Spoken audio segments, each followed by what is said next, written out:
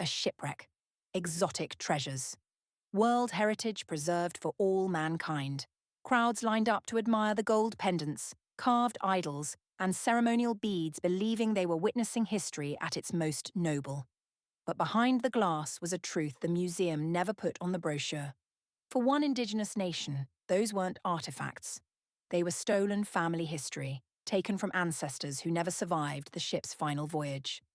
When the tribe asked for the return of their own cultural heritage, the courts dismissed it because the myth of the benevolent museum is easier to uphold than the reality of colonial extraction. Then the museum tried to elevate its legend even further. They built a blockbuster exhibit, complete with dramatic lighting and a narrative about tribal craftsmanship, all packaged for tourist consumption.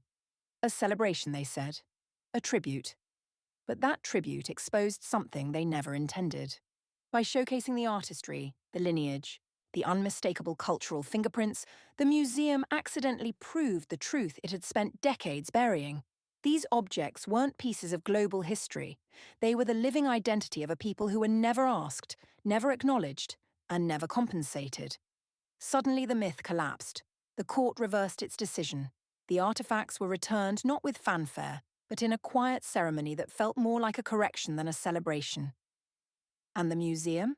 It lost its prized exhibit, and the illusion that it had ever been the rightful guardian of someone else's past.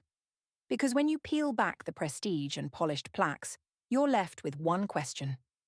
Whose story was the museum really telling its own? Or the people it took from?